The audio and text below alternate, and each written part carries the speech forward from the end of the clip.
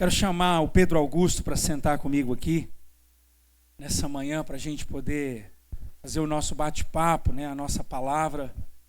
E o Damon começou falando sobre pequenos grupos, e o Pedro, junto com a Vanessa, são líderes e anfitriões de um dos nossos pequenos grupos.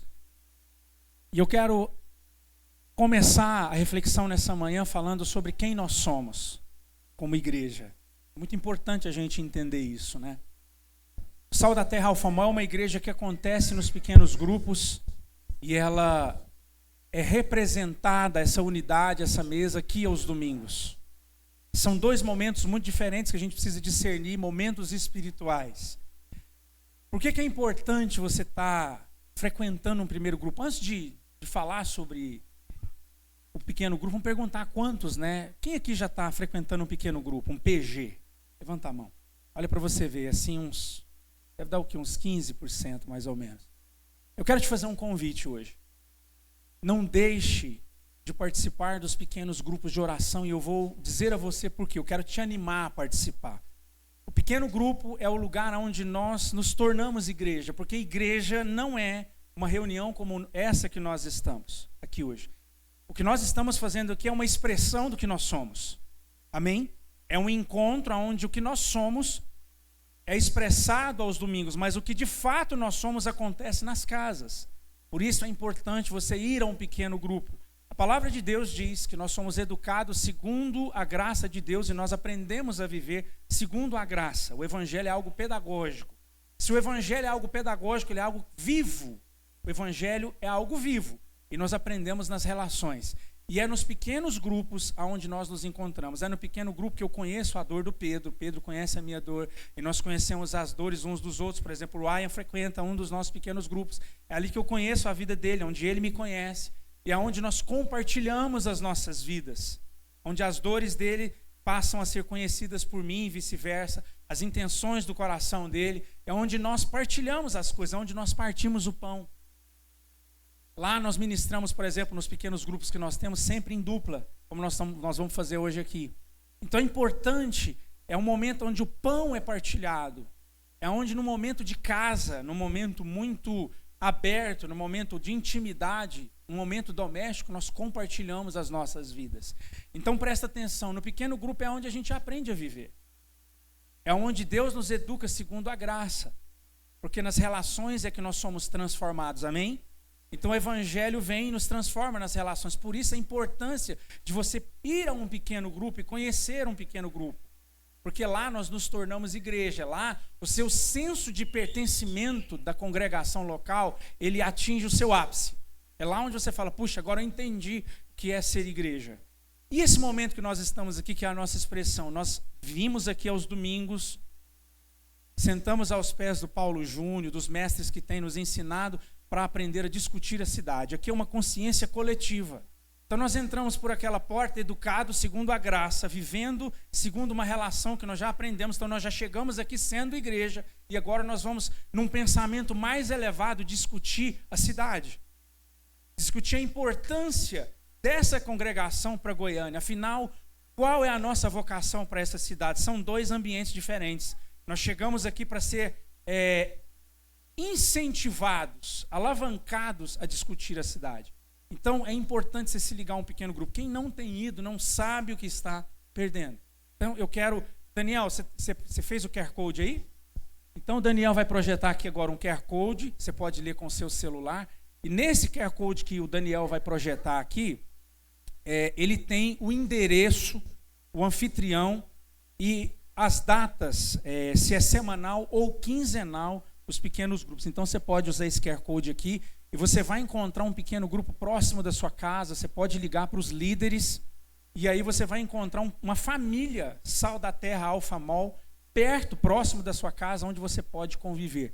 Então você tem pequenos grupos que rodam toda semana, você tem pequenos grupos que são quinzenais e você tem pequenos grupos em vários dias da semana, segunda, terça, quarta, quinta, enfim. Motivos não falta para você encontrar uma família para poder atender você. Amém? Então eu queria, antes de começar, porque o Pedro está hoje aqui compartilhando comigo, e ele está aqui O que nós vamos compartilhar com você tem muito a ver sobre essa relação, sobre o intuito de estarmos juntos aqui. Não é verdade, Pedro? Bom dia, amada igreja. Agradecer ao Raul pelo convite. É uma satisfação, uma alegria estar aqui podendo compartilhar com a igreja. E o que o Raul tem falado sobre os pequenos grupos é algo que tem alegrado nosso coração. Nós temos liderado os PGs junto com o Raul, com um conselho de homens. No QR Code que a gente passou lá para o Daniel, tem uma tabela, toda a região dos condomínios aqui, em Jardim Goiás, todos têm grupos, estão nas telas, nas laterais dos QR Codes.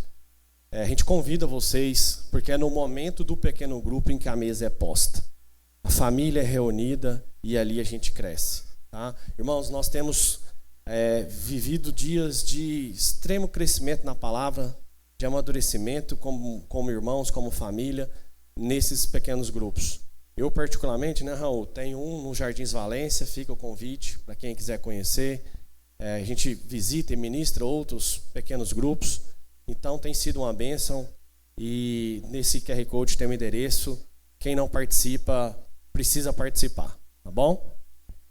Muito bom, então fica aí o convite para você, se você não participa, tome a decisão de ser família com a gente, sentar à mesa.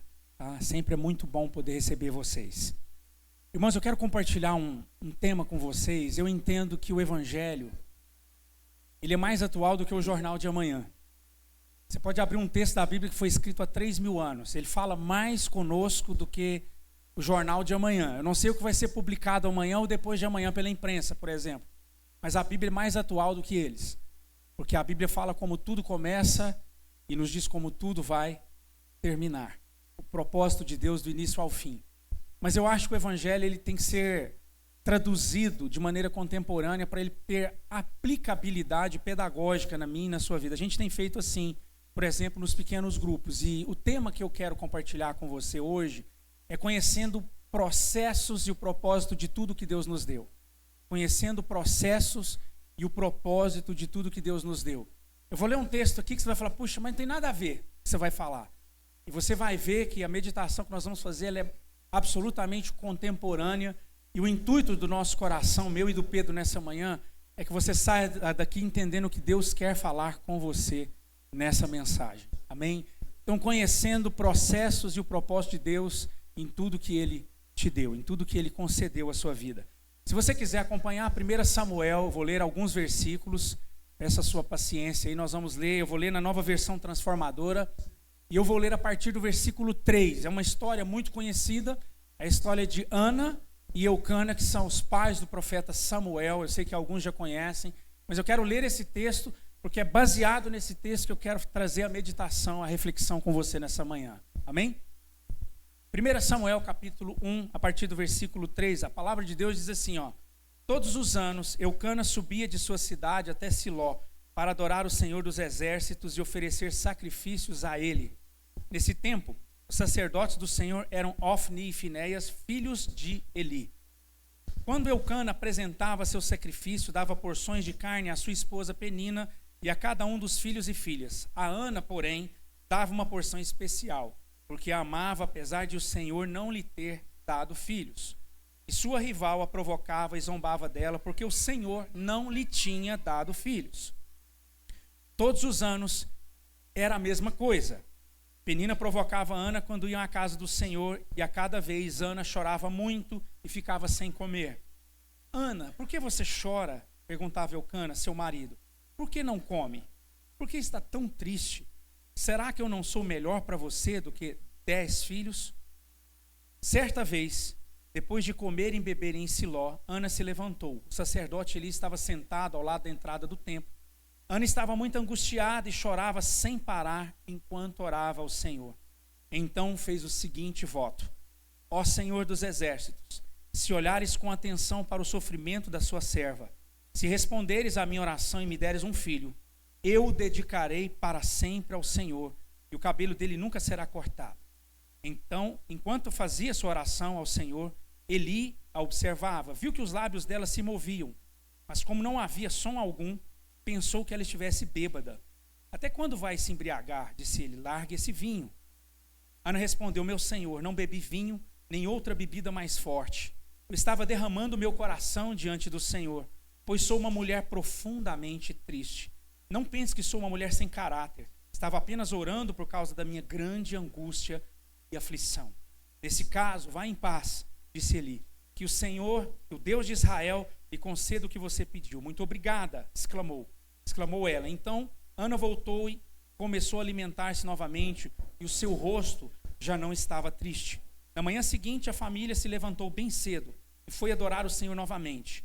Depois voltaram para casa em Ramá. Eucana teve relações com Ana e o Senhor se lembrou dela. No devido tempo, Ana engravidou e teve um filho. Ela lhe deu o nome de Samuel e disse: eu o pedi do Senhor. No ano seguinte, Eucana e sua família fizeram uma viagem anual para oferecer sacrifícios ao Senhor e cumprir seu voto. Ana, porém, não foi. Vamos esperar até o menino desmamado, disse ela ao marido. Então levarei ao Senhor e o deixarei lá para sempre. Faça como lhe parecer melhor, respondeu Eucana. Fique aqui até ele desmamar, que o Senhor a ajude a cumprir sua promessa. Então ela ficou em casa e cuidou do seu filho até desmamá-lo.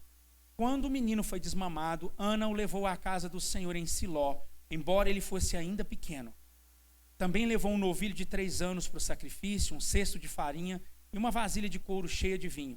Depois que sacrificaram o novilho, levaram o menino a Eli. E Ana disse: com certeza o Senhor se lembra de mim.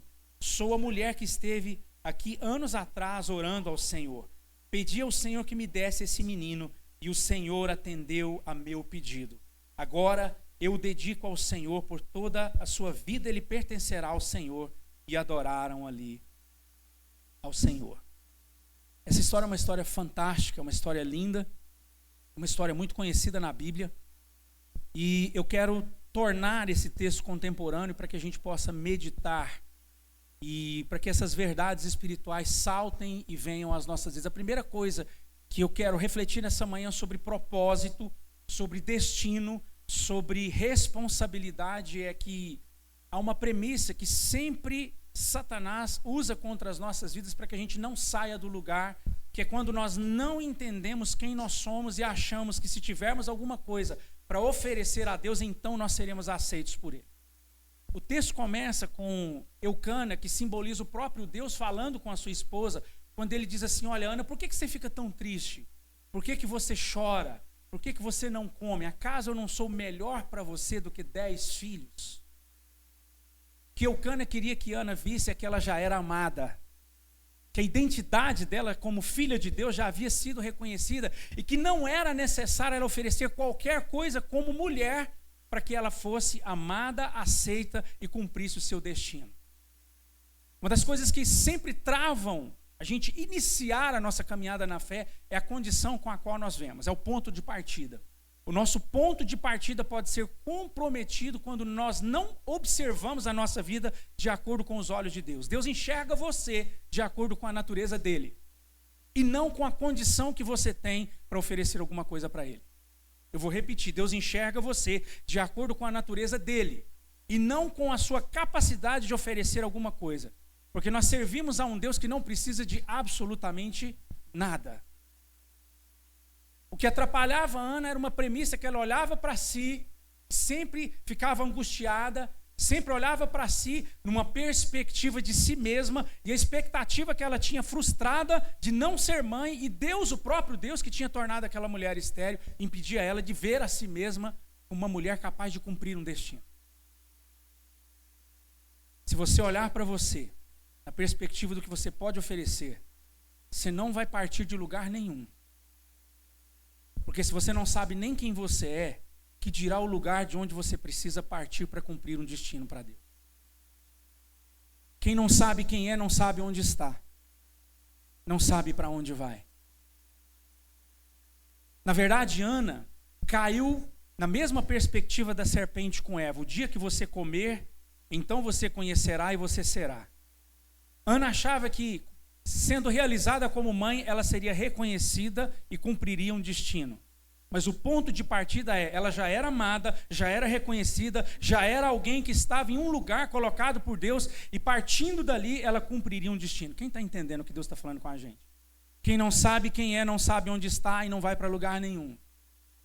Então nós precisamos entender esse princípio de Deus, que é uma premissa de tudo. Como nós estamos falando sobre propósito, a primeira coisa que esse texto de Ana, no livro de 1 Samuel, foi escrito mostrando para nós, é que nós precisamos saber essas coisas para que a gente tenha um ponto de partida e parta em direção a um propósito maior do que nós mesmos. Senão a gente não vai ter condição nem de partir para lugar nenhum. Mas eu quero fazer uma primeira reflexão para nos levar a um lugar do seguinte: as suas dores podem te levar para duas condições. Suas dores podem te levar para duas condições. E eu quero fazer uma reflexão, Pedro, interessante, como a gente fez na primeira reunião, dizendo o seguinte, que todos nós, em algum momento, em alguma área da vida, estamos passando por dores, por lutas e tribulações. É impossível alguém que entrou dentro dos portões desse lugar de reunião não estar passando por alguma luta, uma dor, uma tristeza em alguma área da vida. Mas a reflexão que nós precisamos fazer é para onde essas dores estão nos levando. Inevitavelmente, suas dores te levarão a dois lugares. Ou as suas dores te farão alguém ressentido, ou as suas dores te farão alguém rendido. Ou as suas tribulações, ou as suas dores tornarão você alguém profundamente ressentido, ou levarão você para um lugar profundamente rendido diante de Deus. E é sobre isso que eu quero falar. Nos tornamos ressentidos, frustrados, enquanto a nossa visão, na perspectiva de nós mesmos, os nossos desejos, as nossas carências, a perspectiva de si. A sua rival a provocava, ela chorava e não comia. Versículo 7. Era uma constância, ano após ano, Pedro. A Bíblia diz que ano após ano acontecia isso. Chegava a época de a festa em Siló, que é quando as famílias se reuniam para agradecer a Deus, para em festa celebrar a vida. A rival a provocava e ela chorava e não comia. E ficava amargurada. Porque até esse ponto, a perspectiva das dores de Ana estava na sua expectativa da sua individualidade. Então as suas dores levavam ela para um lugar de ressentimento. Todas as vezes que você vive na expectativa da sua individualidade, você vive em favor de si. E você não consegue entender as suas dores na perspectiva da eternidade. Então o que você faz? Você se ressente. Você não consegue entender as suas dores, vão te levar a um lugar mais elevado. Elas são um processo de preparação. Quem vive na expectativa de si mesmo não conhece processos, não sabe nada sobre tempo. E Deus é um ser absolutamente processual, relacional. Quando você pega a Bíblia de Gênesis, Apocalipse, na Antiga Aliança, no tempo da graça, Nova Aliança, tudo que Deus faz é processual. Às vezes eu leio a Bíblia e falo assim, Deus podia ter pego um atalho. Deus nunca pega atalhos. Ele usa o tempo necessário, e o tempo que Deus usa é para trabalhar a relação na nossa vida. Mas quem vê a vida na perspectiva de si, ele fica frustrado com todas as suas dores, e a única coisa que ele vai é para um lugar de ressentimento. É por isso que nós temos tanta gente amargurada, mesmo no ambiente cristão. Maridos amargurados com as esposas, esposas amarguradas com os maridos, filhos amargurados com pais, patrões amargurados com funcionários, funcionários amargurados com patrões, autônomos amargurados com a escolha que fizeram, porque não veem suas dores de maneira processual e caem no limbo, caem no lugar do ressentimento. A gente precisa se libertar disso. Porque senão, nós escolheremos o isolamento no lugar das relações. Nós escolheremos o quarto escuro, à mesa repleta de pessoas, para sentarmos e partirmos o pão. Nós iremos para a antítese do Evangelho. A antítese do Evangelho é o isolamento. E o que coincide com o Evangelho é comunhão, é relação. Mas quem é ressentido não se relaciona. Quem é ressentido só reclama das suas próprias dores, dos seus infortúnios. Só se lamenta de tudo. Todos os processos que chegam à sua vida são motivos de lamentação, porque ele não consegue entender a vida numa perspectiva da eternidade. Mas você tem uma segunda opção, que é ver e interpretar suas dores numa perspectiva da eternidade. Da eternidade. E é isso que eu quero levar o seu coração nessa manhã para a gente raciocinar, pensar, refletir sobre isso. Nos tornamos rendidos, plenos, quando conhecemos o propósito de Deus sobre nossas vidas em todas as coisas. Nós conhecemos sua vontade, que é a perspectiva da eternidade. Quando é que Ana chega nesse ponto? Quando é que Ana chega a um ponto rendida? E com a alma amargurada chorou muito e orou ao Senhor dizendo, e fez um voto dizendo, se o Senhor me der um filho homem, eu o darei ao Senhor todos os dias da sua vida. Nesse momento, Ana quebra o ciclo do ressentimento e ela acessa um novo tempo na vida dela, o tempo da rendição.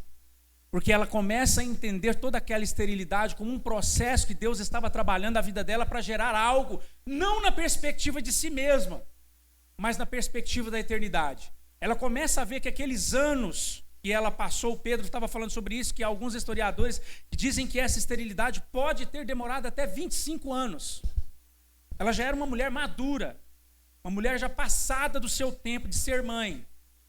Mas esse processo durou até que ela entendesse que o que ela deveria pedir a Deus não era na perspectiva de si mesma, mas na perspectiva da eternidade. E isso vai te fazer alguém absolutamente rendido. Por que eu me torno rendido? Porque eu sei que as lutas que eu passo, às vezes no meu casamento, às vezes na minha profissão, elas fazem parte de um processo de aperfeiçoamento de Deus para cumprir algo maior e melhor. Então não me lamento a respeito de coisa alguma. Eu sei que tudo faz parte de um processo aonde eu estou sendo levado a um lugar numa perspectiva da eternidade. E eu não vou entender. E curiosamente, Deus não revela. Sabe o que nós temos que começar a fazer, irmãos? Nós temos que sair da ansiedade de ver as coisas que estão adiante e viver a espiritualidade das coisas que estão diante de nós. Qual a diferença daquilo que está adiante daquilo que está diante? Aquilo que está adiante você não consegue ver. E exatamente por não conseguir ver, aquilo te enche de ansiedade, de temor, de preocupação. Mas Deus quer que os nossos olhos estejam naquilo que está diante, naquilo que você pode enxergar, onde você vai ver o que Deus está fazendo, trabalhando os processos da sua vida. E não reclame, e não lamente, e não lamure. Porque você vai entender na perspectiva do eterno, Deus está trabalhando. Não está fácil, está difícil. Eu tenho chorado, eu tenho clamado diante de Deus. Às vezes nós chegamos num ponto em que Ana chegou totalmente rendido. Ela estava tão rendida que ela não conseguia nem falar. Quem aqui já passou por um momento assim? Eu já passei por muitos momentos. Momentos em que eu não conseguia nem falar. Eu só conseguia me ajoelhar. Às vezes eu passei por momentos que eu me deitava de bruços e falava assim, eu não consigo orar. Mas o Senhor sabe que eu preciso hoje e agora. Quando nós entendemos na perspectiva da eternidade, a gente se rende, a gente deixa de lutar. Às vezes Deus tem que colocar a gente numa camisa de força, sabia? Porque a gente fica recalcitrando contra os aguilhões e a gente quer vencer de alguma maneira, e não é essa a maneira de Deus. E aí eu queria falar sobre o silêncio de Deus. Ah, o silêncio de Deus.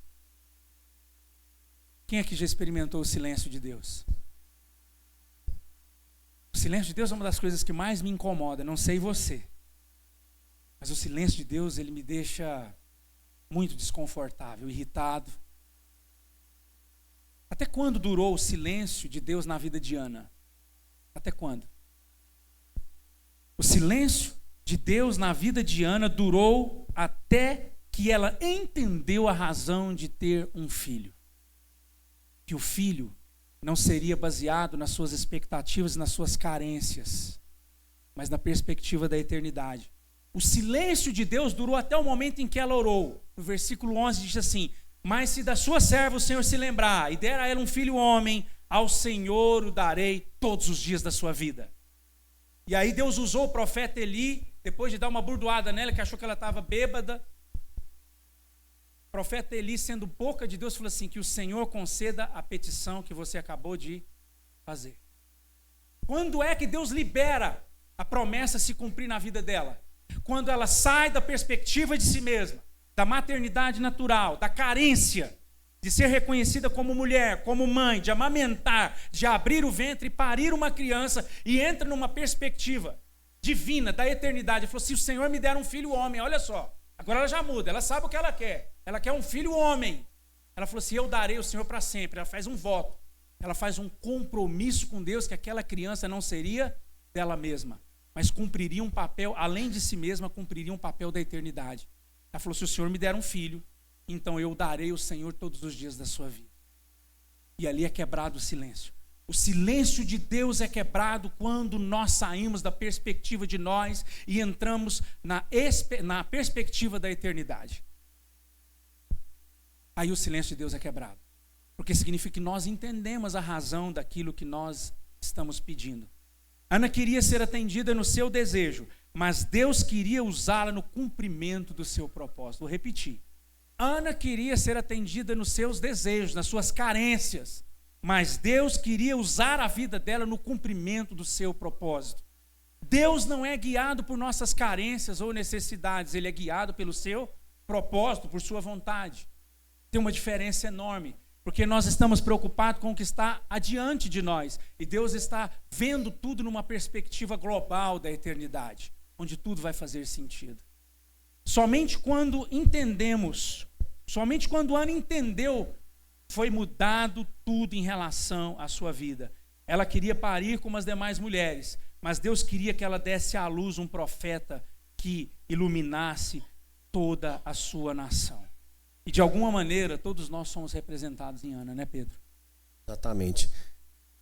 Caminhando na palavra, o que me chama muita atenção nesse texto de Ana é a dificuldade que ela teve ou o tempo que ela gastou para conhecer o processo. Eu queria destacar de toda a história, essa história de Ana é uma história relativamente simples, conhecida, não é nada complexa, mas extremamente rica, aonde Ana tinha um desejo. Quantos de nós hoje temos nossos desejos? O desejo de Ana, até certo ponto, era lícito.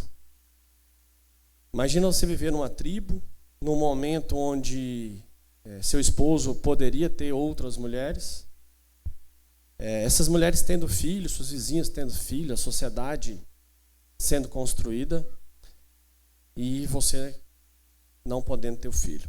Então, eu entendo que o desejo de Ana era lícito. O que ocorre é que Ana não entendeu o processo, ela não conhecia o processo.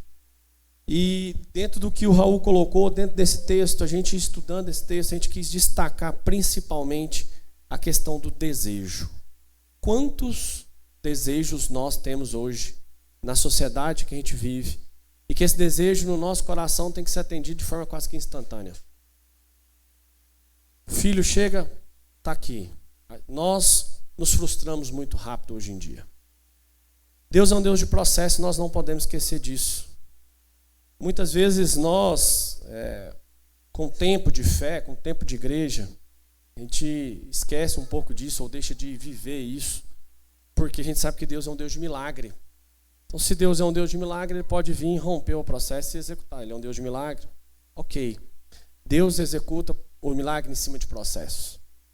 Além desse texto, a Bíblia é rica de vários outros textos. Se a gente fizer um simples destaque, eu coloquei aqui, por exemplo, a cura do paralítico no tanque de Betesda. Aquele paralítico, a Bíblia diz, lá em João, que ele esperou 38 anos pelo milagre dele. Alguns historiadores dizem que Ana esperou 25 anos para poder ser mãe. Quanto tempo a gente tem esperado para os nossos desejos serem realizados? Algo que me chama muita atenção é que em todos os casos existe um processo. O paralítico, ele de alguma forma se deslocava todos os dias para o tanque. Ele necessitava de alguém levá-lo até o próximo do tanque, movimentando as águas, e sempre que ele ia se aproximar, alguém chegava na frente e o milagre dele não acontecia. Ana via as vizinhas, a esposa do marido ter filhos, e ela não conseguia. Então, o processo é muito importante até dentro da hora do seu milagre acontecer. E o que me destaca e o que eu quero deixar com vocês essa manhã é que Deus, sendo um Deus de milagres, Ele está conosco sempre. Deus, sendo um Deus de processo, Ele está conosco sempre, independente de qual seja o seu processo. Às vezes o meu processo é de dor, às vezes o meu processo é de mudança de cidade, às vezes o meu processo é só de espera. Nós temos vários tipos de processo para que aquele desejo se realize, para que aquele milagre aconteça. Às vezes você não tem dor, mas você tem espera. E nesse processo nós precisamos clamar ao pé de Deus. Nós precisamos ajoelhar, trancar no nosso quarto e orar. Foi isso que Ana fez. O clamor, a busca é fundamental para que a nossa oração seja atendida. É para que gere intimidade. É quando a gente destaca a questão do desejo, ela precisa ser aprofundada. Que os nossos desejos não sejam superficiais. Que os nossos desejos sejam bons desejos. E que esses desejos virem decisões na nossa vida. Hoje em dia, numa velocidade em que as coisas acontecem, como está a nossa sociedade, os nossos desejos são muito temporários. Aconteceu, eu vou para o outro, vou para o outro, vou para o outro. Muitas vezes os nossos desejos não viram decisões. Decisões de se gastar energia, de se gastar tempo, se orar em cima daquele propósito. Decisões de elaborar, de gastar energia. Nós simplesmente queremos que os nossos desejos sejam atendidos. E Ana teve uma virada de chave.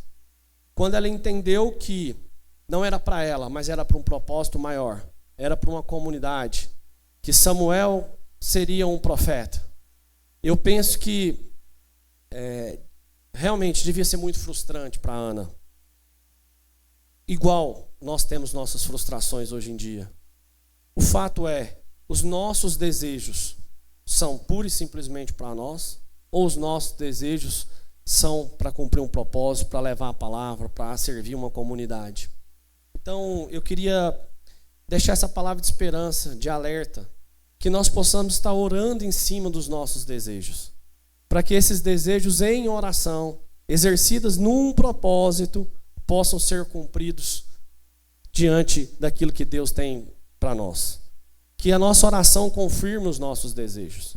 Que nós não sejamos imaturos ao ponto de não validar o nosso desejo em oração. Deus confirma.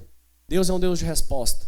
Deus é um Deus que fala com a gente, que abre uma porta, que coloca um irmão para validar, que a esposa ora junto.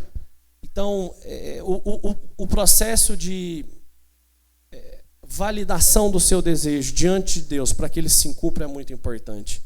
E nós precisamos, não, para finalizar, pessoal, eu acho o seguinte, a gente cumprir um bom propósito, pegando um gancho em outro texto aqui, lá de Mateus 6, 21, nós precisamos amadurecer enquanto cristãos o seguinte, Mateus 6, 21 diz o seguinte: pois onde estiver o vosso tesouro, aí estará também o vosso coração. Isso é muito sério. Isso é muito sério e passa por uma validação em oração. Ana tinha um desejo de ser mãe, mas até então ela não tinha validado isso diante de Deus. Ao ponto em que ela clamou para gerar um entendimento. Nós precisamos gerar esse entendimento nos nossos dias. Qual é o nosso papel enquanto igreja? Qual é o nosso papel enquanto homem, enquanto mulher dentro da nossa sociedade? O nosso tesouro. Onde está o nosso tesouro? Nosso tesouro vai estar o nosso coração.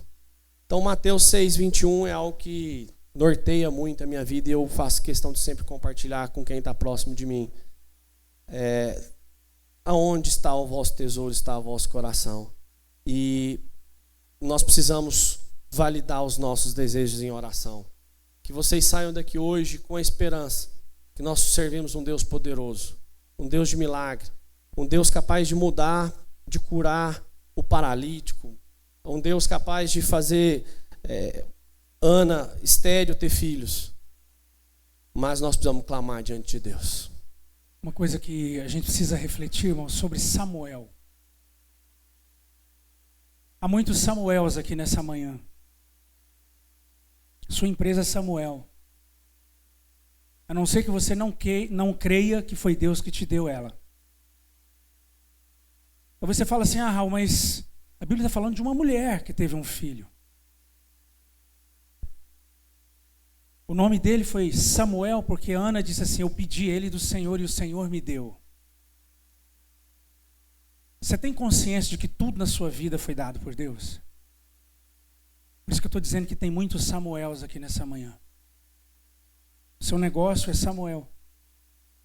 Seu casamento é Samuel. Porque foi o Senhor quem te deu. Mas se você não tiver esse entendimento de que tudo na sua vida... Por isso que eu falei lá no começo que esse texto é um texto atual. Nós não podemos limitar o que Deus está querendo falar com a gente na vida especificamente de Samuel como um filho. Mas Samuel como uma promessa, como algo profético de Deus para a sua nação. O que mudou, a virada de chave na vida de Ana foi quando ela assume diante de Deus um compromisso com aquilo que ela estava pedindo a Deus. Enquanto aquilo que ela pedia servia para atrair somente sua carência, Deus fica em silêncio. Porque Deus estava trabalhando na vida dela. Ela falou, você não está no ponto ainda. Eu preciso trabalhar um pouco mais você. Mas quando ela se rende, entendendo numa perspectiva de compromisso, o que ela pedia a Deus era para cumprir um propósito maior do que ela mesma, então Deus quebra um momento de silêncio e fala, agora eu concedo o que você me pediu. Mas Samuel são todas as coisas que cercam as nossas vidas. Tudo que cerca a sua vida, a sua profissão é Samuel. Você é médico, advogado, engenheiro, arquiteto, não sei o que você é, você tem uma empresa, seja a área que for, você tem uma fazenda, na área que for, tudo que Deus colocou na sua vida tem que ser reconhecido como Samuel, porque foi o Senhor que te deu. E aquilo precisa cumprir um propósito na perspectiva do eterno e não na expectativa do seu próprio coração, da sua carência, do seu desejo. Raul, eu queria... E só complementando também, é importante a gente lembrar que o bacana dessa história é que depois que Ana... leva Samuel, ele cumpre o propósito como profeta, sendo sacerdote, Ana continua a vida. Ana continua a vida. Inclusive teve mais filhos e filhas. Inclusive teve mais filhos e filhas. Então Deus é um Deus de milagres, é um Deus de continuidade. Ela foi mãe não só de um, mas de muitos. De muitos. O desejo dela de se tornar mãe foi realizado depois de Samuel em filhos e filhas, porque Samuel teve irmãos. Deus não proibiu que ela executasse aquilo. O que Deus estava chamando a atenção dela é que o que ela queria precisa cumprir um propósito maior do que ela mesma. E eu anotei uma coisa aqui, cuidado, irmãos, para a gente não ser seduzido pelos nossos próprios projetos de vida.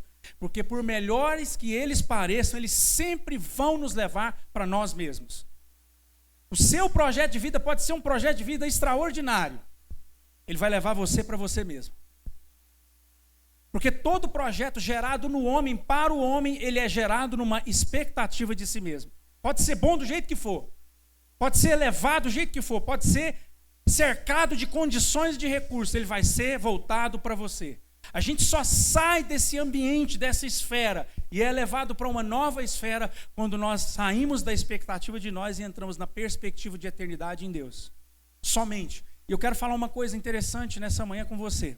Há uma diferença muito grande entre Jesus e o diabo, na forma como eles lidam conosco. A principal forma para você identificar se você está sendo seduzido ou se você está sendo atraído, porque é o seguinte, Jesus atrai e o diabo seduz. O diabo sempre vai seduzir você para você mesmo, mas Jesus sempre vai atrair você para ele. Presta atenção, o diabo seduz você para si. Para seus desejos, para suas carências, para os seus planos, porque a última coisa que ele quer é que você saia de onde está e se levante para cumprir um propósito de Deus numa perspectiva da eternidade. O maior desejo do inferno é que você fique exatamente estagnado, represado, retido aonde você está, porque aí você não faz absolutamente nada numa perspectiva da eternidade, você não trabalha, não há força e nem deslocamento para te movimentar em direção a um propósito. Então, Satanás sempre te seduz para você mesmo. Agora quer que eu te leve para Jesus? Jesus sempre, desde que ele chamou os discípulos, como é que ele fazia? Segue-me, segue-me. Jesus te leva para ele, Jesus tira você de você. Então fica fácil você identificar se os seus projetos são de Deus ou são do inferno. Se os seus projetos só levam você para você, você está sendo seduzido. Mas se os seus projetos te levam para algo maior do que você mesmo, você está sendo atraído. E posso te falar uma coisa, vai custar, vai doer, vai ter processo, vai te tirar do seu lugar de comodismo, vai te tirar do seu lugar de conforto, porque é isso que Jesus faz quando Ele nos vocaciona para Ele. Então Jesus nos atrai, Ele tira nós de nós mesmos. Muitas vezes nós achamos que estamos sendo atraídos e nós estamos sendo seduzidos para nós mesmos. Ana estava sendo seduzida, até que ela foi esclarecida por Deus que ela precisava ser atraída e gerar um filho, uma perspectiva da eternidade. Olha só que coisa interessante, estamos encerrando. Naqueles dias, raramente o Senhor falava, e as visões não eram frequentes. Versículo 11. Vou ler de novo. Naqueles dias, raramente o Senhor falava, e as visões não eram frequentes. A Bíblia diz que se não há profecia, não há direção, não há orientação, o povo se corrompe. Há trevas. Então, aquele momento era um momento de trevas. Eu faço uma pergunta para você. Se Ana tivesse tido um filho comum, que diferença ia fazer no cenário da nação de Israel? Nenhuma. Em momentos de trevas, Deus precisa que nós geremos algo profético, algo maior do que nós mesmos.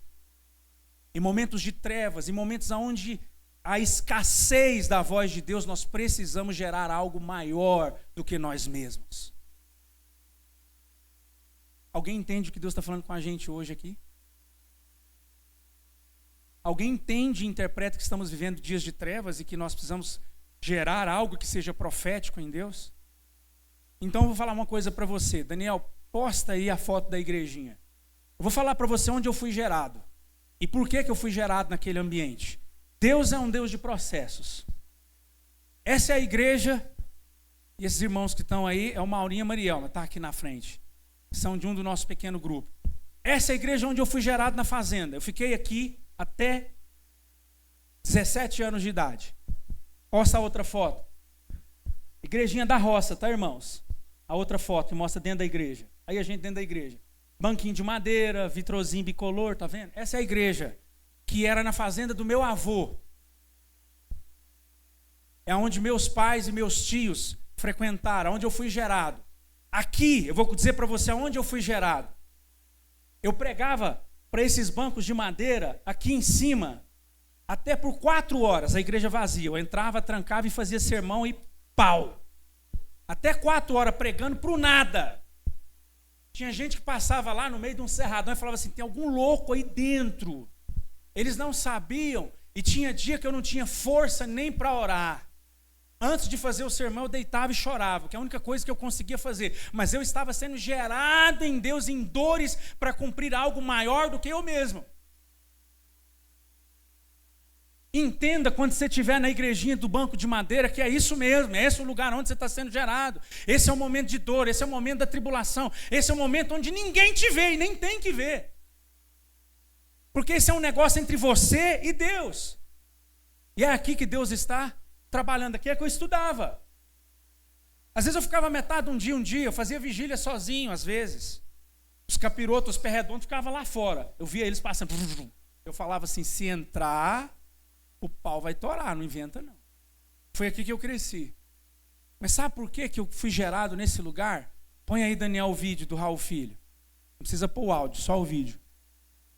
Para que hoje, e eu tinha na faixa de 14 anos, até os 17, quando eu estava nessa prática. Esse aqui é o Raul Filho, com 12. Já no PG dele, pregando com 12 anos de idade, aqui na nossa região. Deus me levou lá na casinha, na igreja da roça, para que o meu filho com 12 fosse um profeta na geração dele. Eu te faço uma pergunta, para que você quer o que você quer? Eu só tenho um filho, mas ele não é meu, ele nunca foi meu. Ele tinha 10 anos quando eu chamei ele, e ele sabe disso, falei assim, olha, estamos te colocando numa boa escola. Você está sendo educado numa educação bilíngue, numa escola top da cidade, mas não pensa que é para você crescer, ficar famoso, virar um cara grandão só não. Você vai ser pai, você vai ser marido, você vai ser um homem de Deus. Essa é a premissa. As condições são geradas para que ele cumpra um propósito maior do que ele mesmo. O que você tem? Para que você tem? Para que serve a sua empresa?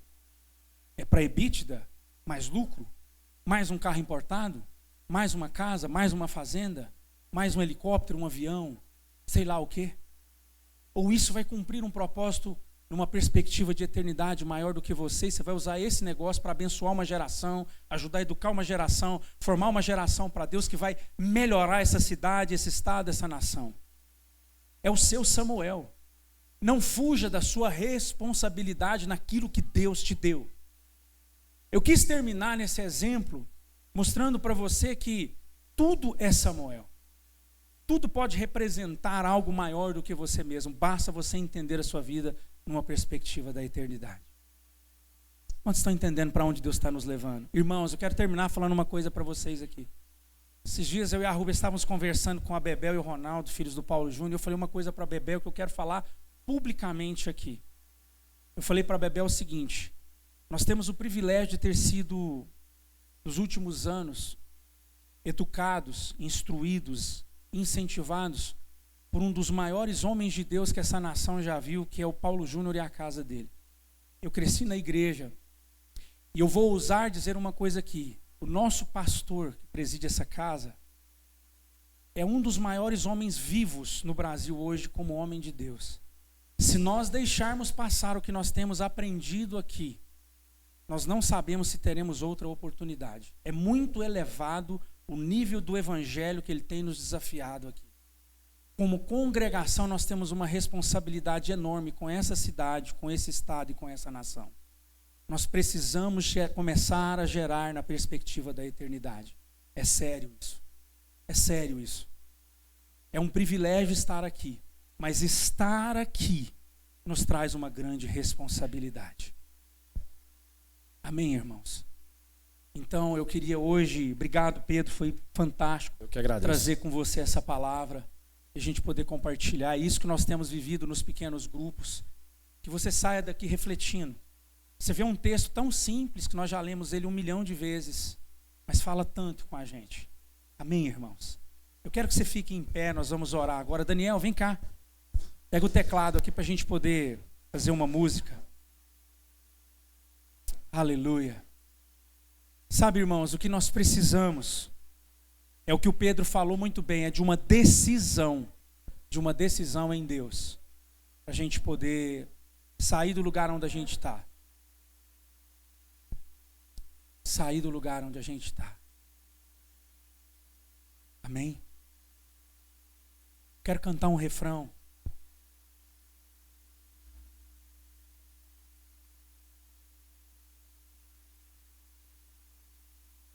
Eu quero cantar um refrão da música da Aline Barros, que diz: como um farol que brilha à noite, como um ponte sobre as águas. Eu quero que a gente faça isso antes de orar. O que você tem feito com o que Deus te deu? Como um farol que brilha à noite, como ponte sobre as águas, como abrigo no deserto, como flecha que acerta o alvo. Eu quero ser usado da maneira que te agrade, em qualquer hora e em qualquer lugar. Eis aqui a minha vida, usa-me, Senhor, usa-me. Mais uma vez. Como um farol que brilha à noite, como ponte sobre as águas, como abrigo, flecha que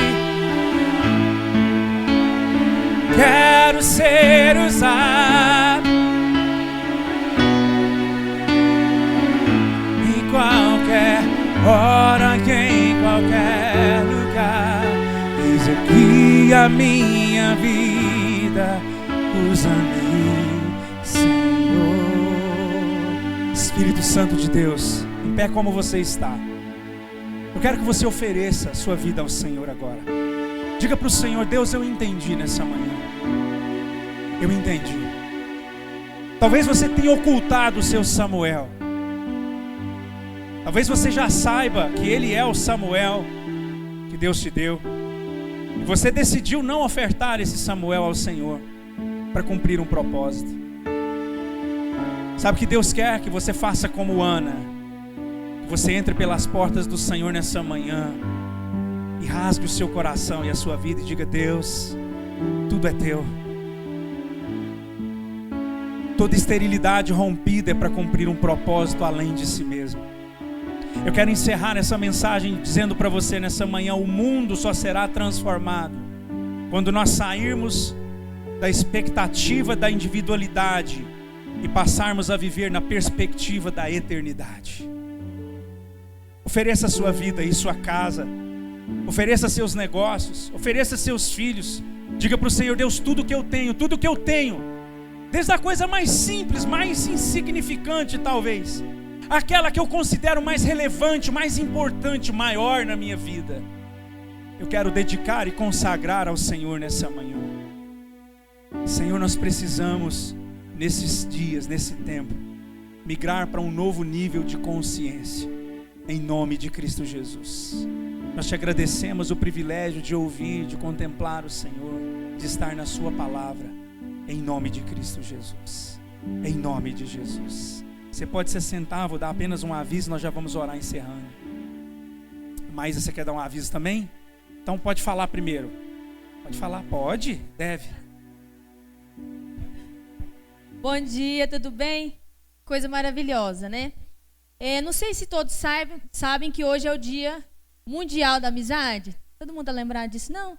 Então hoje é o Dia Mundial da Amizade. E para celebrar esse Dia Mundial da Amizade, nós do Entre Amigas vamos fazer um brunch nesse sábado. E nós vamos ter a presença aí da Lana e da Samira. Não sei quem conhece a Samira. A Samira é nossa pastora lá em Brasília, lá na Sal da Terra de Águas Claras. E elas vão dar um testemunho daquilo que elas vivem há mais de 20 anos, que é a amizade. Então, assim, depois você dá uma olhadinha aqui. Eu só de olhar aqui hoje, eu já agradeci umas amigas aqui. Eu falei assim, ó, todo dia eu acordo, eu lembro de umas amigas e eu louvo a Deus pelas amigas que o Senhor deu. Ontem à noite nós fomos dormir e eu falei para o Nathanael: amor, eu louvo a Deus, porque realmente amigo vale mais do que coisa que nem Mastercard paga, né?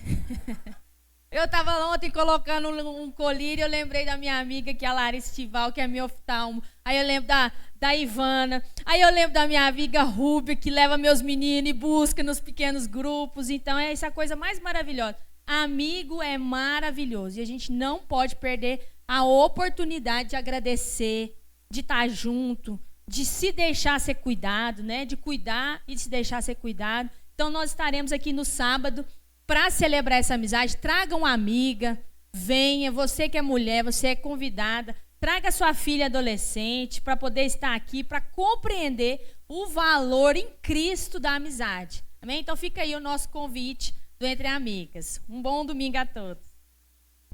Daniel, pode projetar aí o Papai Offline. É uma outra programação. Gente, o que é o Papai Offline? É uma iniciativa também da Igreja de Brasília. Mulheres, vocês só têm um papel: incentivar seu marido e seus filhos a irem, porque as mulheres não podem ir nesse acampamento. O que é o Papai Offline, gente? Ele é um acampamento onde só os pais, os homens, podem ir com os filhos, as mulheres não vão. E as filhas, a Rubia está lembrando, filhos e filhas. Eu fui na última edição desse acampamento, né? Aqui nós temos alguns irmãos que foram comigo, inclusive dos PGs que foram.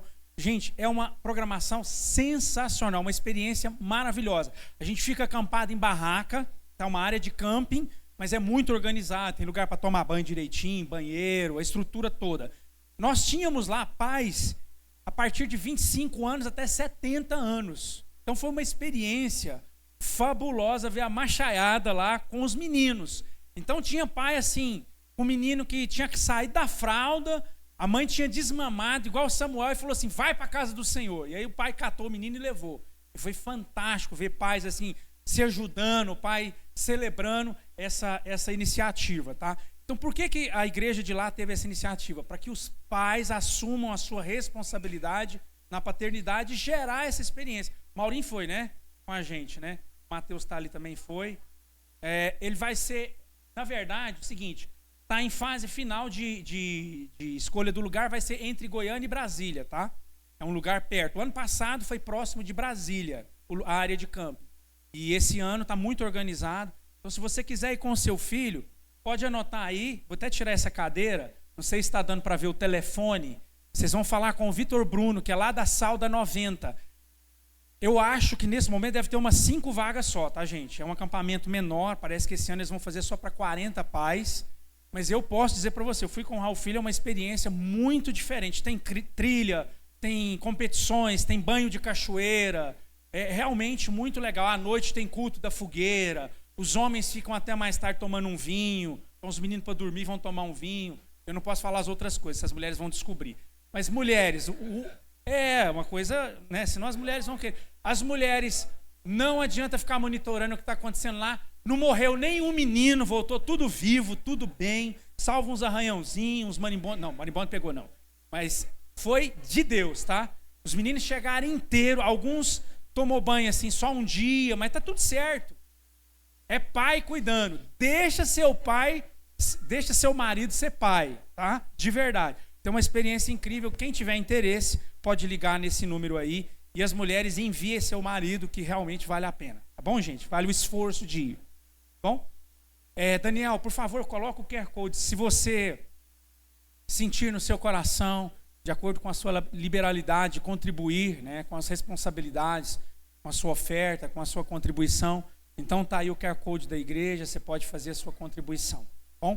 Fica à vontade aí, que Deus te abençoe. Vamos orar para a gente encerrar? O Daniel vai deixar projetado aqui, então quem quiser depois pode ver o QR Code para fazer de acordo com a sua liberalidade, com o seu coração, a sua oferta. Amém? Vamos ficar em pé para a gente encerrar. Uma bênção receber vocês aqui. Uma alegria, viu, gente, a gente começar a nossa semana juntos. Amém? Vamos orar, então, agradecendo a Deus o privilégio de começar a semana juntos no Senhor. Pai, nós te agradecemos. Te agradecemos o privilégio de começar a semana aqui. Que é o nosso ambiente coletivo de construção da nossa vocação, do nosso propósito, do nosso compromisso uns com os outros, com essa cidade, com o nosso próximo. Senhor, nós fizemos toda essa construção, nós fizemos aqui, para que o Senhor tire nossas vidas da expectativa de nós mesmos e leve nossas vidas para uma perspectiva de eternidade. Eu sei, Senhor, que o Seu Espírito quer nos levar para esse lugar que é muito mais elevado e é relacionado a tudo na nossa vida. Nós te agradecemos que essa palavra frutifique a 30, 60, a 100 por 1 nas nossas vidas. É assim que nós queremos viver, Senhor, em nome de Jesus. Que o Senhor nos dê uma semana produtiva de cumprimento, de propósito e de assumir compromissos com a Sua vontade. Que o Senhor nos dispense desse lugar, debaixo do amor do Pai, da graça do Filho e da comunhão do Espírito Santo. Em nome de Cristo Jesus. Amém. O Senhor te abençoe. Semana vitoriosa para você.